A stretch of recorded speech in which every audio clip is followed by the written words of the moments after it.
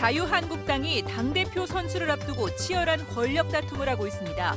그런데 지난 대선에서 대구 경북민들이 자유한국당에 가장 많은 지지를 보냈지만 지역 의원들은 당내에서 아무런 역할도 하지 못하고 있습니다. 대구 시립희망원 직원들이 신규 생활동이라는 특정한 곳에서 지속적으로 생활인들에게 끔찍한 인권 유린을 자행했던 것으로 드러났습니다. 독일 최대 탄소 산업 클러스터가 구미에 한국 지사를 내기로 했습니다. 국내 탄소 산업이 한 단계 도약할 것으로 기대되고 있습니다. 조선시대 경상 가명이 유교 서적 간행을 위해 만든 목판인 영영장판을 최초로 공개하는 특별 전시회가 열렸습니다. 시청자 여러분 안녕하십니까? 대구 경북 소식 전해드립니다.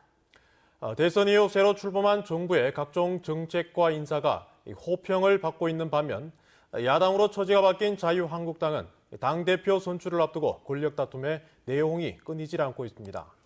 이런 상황에서 자유한국당의 최대 지지 기반인 대구 경북 출신 의원들은 아무런 존재감을 보이지 못하고 있습니다. 보도에 윤영균 기자입니다. 대구의 국회의원 12명 가운데 7명, 경북은 13명 전원이 자유한국당 소속입니다. 대구 경북이 이번 대선에서 전국에서 유일하게 50%에 육박하는 자유한국당 지지율을 보인 덕분에 보수 정당의 체면을 그나마 세울 수 있었습니다. 하지만 대선 이후 당내 권력 재편기의 내홍이 격해지면서 당 지지율은 계속 하락하는 것으로 나타나고 있습니다. 그럼에도 지역 의원들은 당 내분 수습이나 당 지도부 선출 논의 과정에 전혀 존재감을 나타내지 못하고 있습니다. 당대표 후보로 거론될 만큼 중량감 있는 의원도 없고 일각에선 한국당이 떨쳐내야 할 친박 세력으로 치부되는 상황입니다. 특히 대구는 전원이 초재선 의원으로 오는 7월로 예정된 전당대회를 거치더라도 중앙당에서 주요 당직을 맡을 수 있을지 미지수입니다. 정치를 아직 못 찾았잖아. 망해야 되지. 우리 당은 진짜 문제 많아. 우리 당은. 오랜 시간 집권 여당에서 야당으로 뒤바뀐 지역 상황은 TK 의원들의 존재감과 역할을 평가하는 시험대가 될 전망입니다. 대구에서 이게 새로운 의미에서 이 시대가 요구하는 협치의 모델을, 대구식 협치의 모델을 만들어 간다면 대구 지역 국회의원들이 사실은 대구 지역에서 목소리를 내지만 중앙에서도 새로운 목소리를 낼 수 있는 기반을 마련할 수 있지 않을까 이런 생각을 합니다. 압도적인 지지율에도 불구하고 존재감을 보이지 못하는 지역의 국회의원들. 지역의 정치 색채가 다양해진 만큼 제대로 된 보수의 역할을 해내지 못하면 공멸하고 말 것이라는 현실이 그들 앞에 놓여 있습니다. MBC 뉴스 윤영균입니다. 최근 대구 수성구청의 계약 관련 비리 의혹을 잇따라 보도해 드렸었죠. 이번에는 국고보조 사업까지 수성구청이 수의계약을 편법 이용했고 서류까지 조작한 것으로 취재 결과 드러났습니다. 보도에 도성진 기자입니다. 대구 수성구청은 지난해 말 청소년 수련관 기능 보강공사라는 이름의 리모델링 공사를 했습니다. 무대 조명 등 공연장 환경 개선을 포함해 8개 분야 공사에 2억 원의 국비가 지원됐는데 참여한 8개 업체와 모두 수의계약을 맺었습니다. 특히 수의계약 기준을 초과한 4,600만 원짜리 공사의 경우 여성이 대표인 업체와는 5천만 원까지 수의계약을 할 수 있도록 한 예외 규정을 적용해 A 업체에 맡겼습니다. 4,700만 원짜리 무대 조명 공사 역시 같은 규정을 이용해 또 다른 여성 대표 업체에 맡겼습니다. 더 큰 문제는 이 공사와 관련해 허위 서류까지 꾸몄다는 것입니다. 실제 모든 공사는 지난해 11월 끝났지만 계약 관련 서류에는 12월 중후반까지 이어진 것으로 기록돼 있습니다. 국고 보조 사업인데도 미리 특정 업체에 공사를 주고 뒤늦게 계약서를 꾸민 수성구청은 이런 허위 사실을 공시까지 했습니다. 오늘 저희들이 이미 잘못되는 걸 인정을 했기 때문에 더 이상 말씀 더 드릴 수 없어요. 그 문서를 작성한 실제 담당 공무원은 허위 공문서 작성죄나 공전자기록 위작죄로 형사처벌될 수 있다는 것이 현재 대법원의 입장입니다. A 업체는 비슷한 시기 수성구청 직장어린이집 환경개선공사도 따냈는데 역시 여성 대표라는 이유를 내세워 5천만 원에 이르는 공사를 수의계약한 것으로 드러났습니다.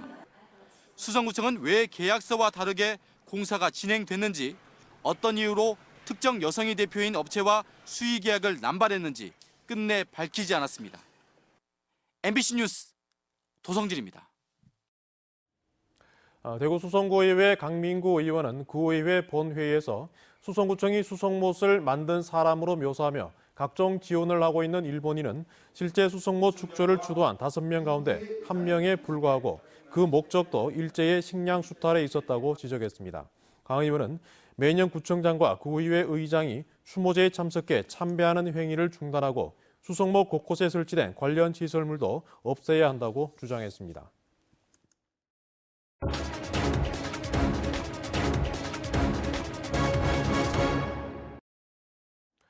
인권 유린의 현장, 대구시립희망원 비리 연속보도 순서입니다. 어제 뉴스데스크는 희망원 안에서 잇따라 벌어진 폭행치사 의혹 사건들을 방송사상 최초로 보도해드렸는데요. 이러한 폭행치사 의혹 사건들은 취재 결과 희망원 안에 있는 신규 생활관이란 특정한 곳에서 벌어진 것으로 드러났습니다. 신병철 기자가 보도합니다. 대구시립희망원은 노숙인 재활시설과 요양시설, 정신요양시설, 지체장애인 거주시설 등 4개의 시설로 나눠 생활인 1000여 명을 거주시키고 있습니다.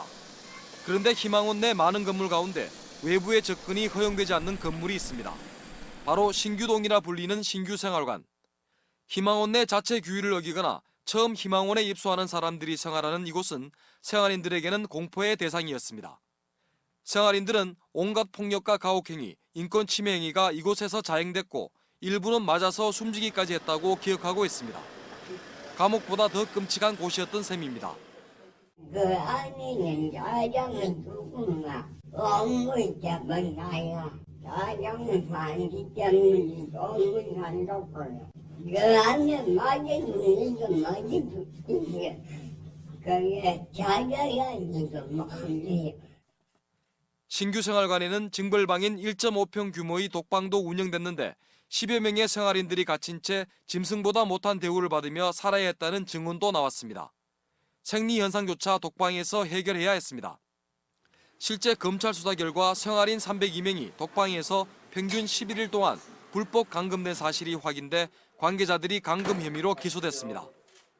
자장 많이 때는 열명 것들 연마 거기에 밤에 못 누워가지고 자장 뭐야 자야 그게 뭐마 어쩌면 뭐 솔직히 뭐야 정한다고. 희망원 측은 자체 규정을 만들어 위반자에 대한 교육 목적으로 독방을 만들었다고 밝혔습니다. 운영 규정집에 나와 있고, 그래서 그걸 애초에 만들 때 그때 당시에 생활인 대표들하고 직원들 그 정치하고 모여서 공청회를 통해서 만들었던. 천주교 재단이 운영했다고는 상상도 할 수 없는 인권 유린도 있었습니다. 검찰 수사 결과 2015년 10월 희망원의 한 직원이 생활인을 창고로 데려가 재미삼아 경품 사격용 공기총에 고무 탄환을 장전해 쏘기도 한 것입니다. 당시 생활인에 대한 직원들의 의식 수준이나 희망원의 분위기가 어땠는지 단적으로 보여준 사례입니다. 갈 곳 없고 소외된 힘없는 사람들이 마지막으로 의지했던 희망원. 그러나 그들에게 그곳은 인간 이하의 대접을 받는 절망의 공간이었습니다. MBC 뉴스 신병철입니다. 포항 시내버스에 친절안전 도우미가 등장했습니다. 교통약자들의 승하차를 도와주고 있는데 지금은 사라진 버스 안내양의 향수를 불러일으키고 있습니다. 박상환 기자가 보도합니다. 포항 시내버스 승강장. 버스를 타려는 승객이 노선을 찾자 노란 조끼를 입은 안내 도우미가 버스 번호와 배차 시간을 알려줍니다. 지금 107번이 10분 있으면 와요. 좀 앉아 계시면 될 것 같아요. 잠시 후 버스가 도착하고 안내 도우미가 승객들의 승차를 돕습니다. 네, 안녕하십니까. 탑승 탑승해 주십시오. 안녕하십니까. 승객이 모두 타고 난 뒤 차에 오른 도우미는 어르신들의 무거운 짐을 대신 들어 옮겨주거나 빈자리를 안내해 줍니다. 지금은 사라진 옛 버스 안내양의 추억을 불러일으킵니다. 도우미 6명은 오전 9시부터 오후 6시까지 도심 노선의 시내버스에서 노인과 장애우 등 교통약자의 승하차를 돕고 있습니다. 포항 시내버스인 코리아 와이드 포항이 한시적으로 시범 운용하고 있는데 시민들로부터 좋은 반응을 얻고 있습니다. 옛날에 그렇게 하면 좋지, 타는 사람들. 그렇죠. 우리 같은 할머니는 더 좋고. 버스 회사는 안내 도우미를 통해 안전사고 예방과 대중교통에 대한 이미지 개선 효과도 기대하고 있습니다. 친절 안전 도우미를 운영해보고 그 반응과 시민들의 호응이 상당히 좋을 때는 더 연장할 계획을 갖고 있습니다. 버스 회사는 이번 시범 운용에서 반응이 좋을 경우 포항시에 예산 지원을 건의해 본격적으로 도우미들을 운용할 계획입니다. MBC 뉴스 박상환입니다. 영천에서 상주를 잇는 민자고속도로가 다음 달 28일 개통합니다. 영천 상주 간 고속도로는 영천시 부관면에서 상주시 낙동면까지 94km, 왕복 4차로 도로입니다. 현재 대부분 공사가 마무리된 가운데 합동 점검과 도로 주행 테스트, 사전 점검 등이 이루어지고 있습니다.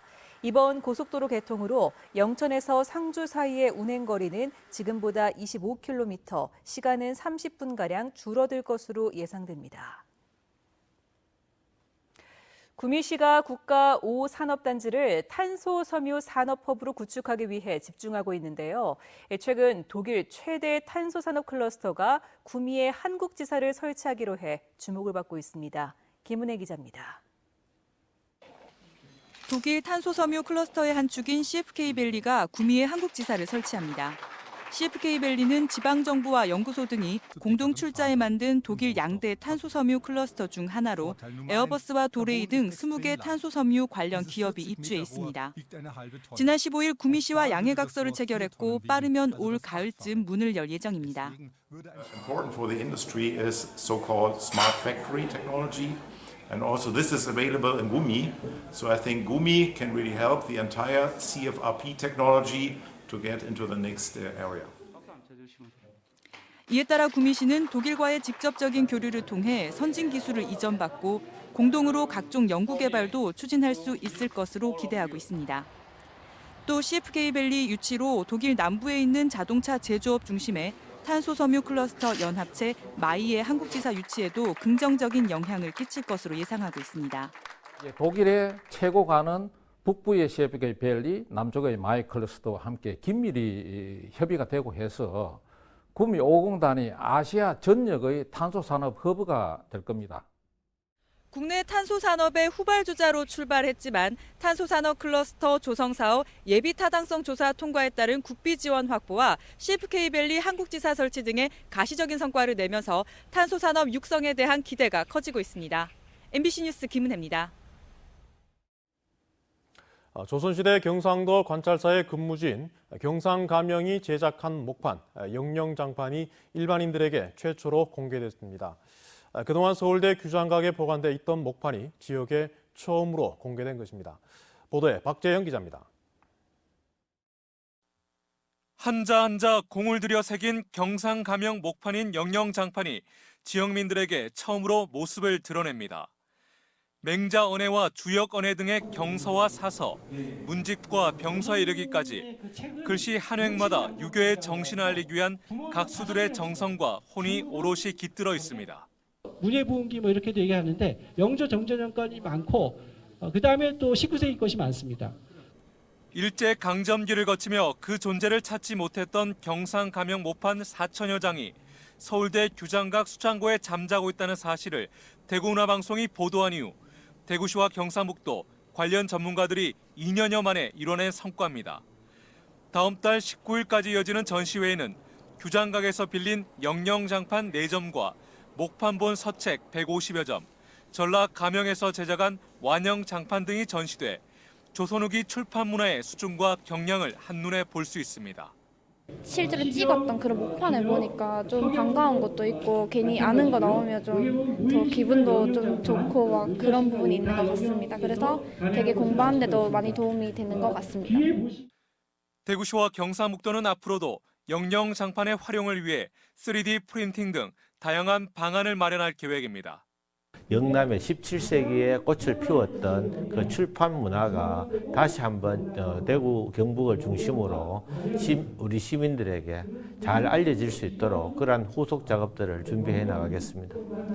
영영 장판의 적극적인 활용은 지역민들에게 문화적 자긍심을 심어주는 동시에 지역 문화를 다시 한번 재조명하고 꽃피우는 계기가 될 것으로 기대됩니다. MBC 뉴스 박재영입니다. 새 정부의 국정 우선 과제인 일자리 창출에 발맞춰 대구냉도 사내 비정규직 현황 조사에 들어가는 한편 정규직 전환에 따른 효과를 분석하고 있습니다. 대구냉은 2013년 영업점 창구 전담 직원 등 150여 명을 계약직에서 7급 정규직으로 전환한 바 있습니다. 현재 비정규직의 정규직화에 나선 금융기관은 기술보증기금과 한국자산관리공사, IBK 기업은행 등 국제금융기관과 시티은행 등 일부 시중은행입니다. KBO 상벌위원회는 오늘 회의를 열어 지난 21일 한화전에서 빈볼을 던진 삼성 윤성환에게 6경기 출장 정지를, 몸싸움을 벌인 외국인 투수 패트릭에겐 제재금 200만 원을 부과했습니다. 비디오 분석 결과 상대 선수를 때린 것으로 확인된 김재걸, 강봉규 코치도 각각 출장 정지 5경기와 제재금 300만 원을, 구단에겐 제재금 500만 원을 부과했습니다. 상대팀 한화도 투수 비아누에바와 정현석 선수가 각각 6경기와 5경기의 출장 정지를 받았으며 같은 금액의 구단 제재금이 부과됐습니다. 대구시가 해외 67개국의 자동차 주요 부품을 공급하면서 지난해 매출 1조 원을 넘긴 중견기업 주식회사 센트럴모텍과 투자 협약을 체결했습니다. 협약에 따라 센트럴모텍은 내년까지 1,000억 원을 투자해 자동차 기어 변속 관련 신제품을 위한 전문 공장을 대구 국가산업단지에 건립합니다. 오는 25일에는 창원의 자동차 부품 회사인 엠스코가 본사와 공장을 대구 국가산업단지로 이전하기 위해 대구시와 투자 협약을 체결할 예정입니다. 외관 3산업단지 준공식이 오늘 기관 단체장과 기업인, 주민 등 500여 명이 참석한 가운데 열렸습니다.